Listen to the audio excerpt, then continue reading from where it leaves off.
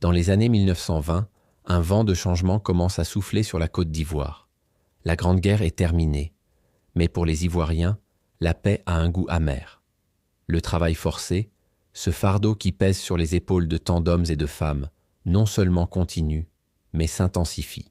Les impôts, déjà lourds, deviennent écrasants.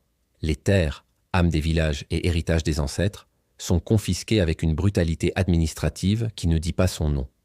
Les richesses du sol ivoirien, le cacao, le café, le bois, partent vers l'Europe, mais les fruits de ce labeur ne reviennent jamais à ceux qui ont semé et récolté. La promesse d'une vie meilleure après la guerre s'est évaporée, laissant place à une exploitation encore plus systématique.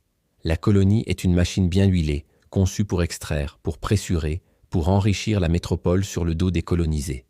La souffrance est partout, silencieuse mais profonde. Pourtant, au milieu de cette obscurité, quelque chose de nouveau commence à germer.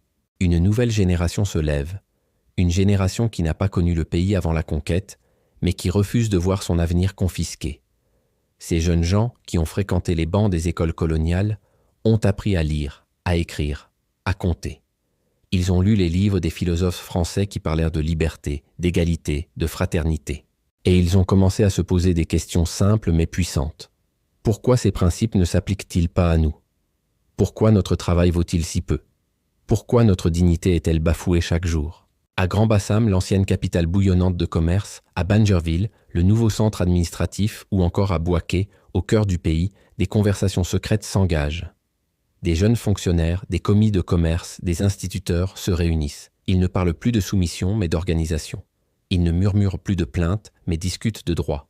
Ils ne rêvent plus seulement d'un passé idéalisé, mais commencent à imaginer un futur différent. Un futur où ils seraient maîtres de leur propre destin. Le mot liberté, autrefois un cri de guerre étouffé dans le sang, change de nature. Il devient un concept politique, une idée à construire, un objectif à atteindre.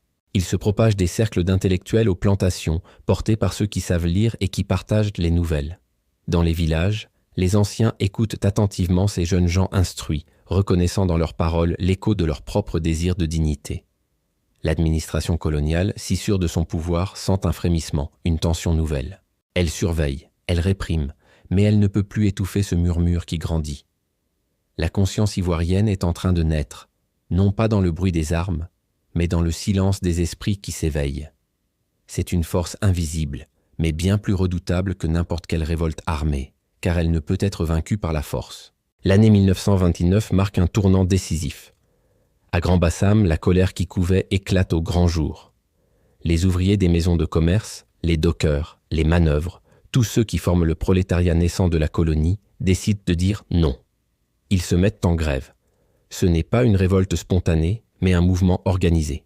Leurs revendications sont claires, de meilleurs salaires, la fin des châtiments corporels, le respect de leur dignité humaine. Pour la toute première fois dans l'histoire de la Côte d'Ivoire, la confrontation avec le pouvoir colonial ne se fait pas par les armes, mais par la force collective du travail et de la parole. C'est une révolution stratégique. Les grévistes paralysent le poumon économique de la colonie. Ils montrent aux colonisateurs que sans leur force de travail, la machine à profit s'arrête.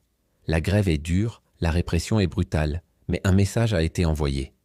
Un message qui résonne dans toute l'Afrique de l'Ouest. Le peuple a une nouvelle arme, l'union et l'action collective.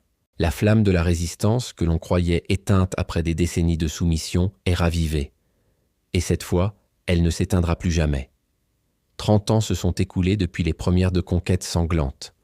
30 ans d'exploitation, de douleur, de deuil et d'humiliation. Mais ces 30 années ont aussi été un temps d'apprentissage. Dans la souffrance, le peuple ivoirien a forgé sa résilience. Dans l'injustice, il a cultivé sa fierté. De cette terre de douleur est née une conscience nouvelle, une conscience collective, la conscience ivoirienne moderne.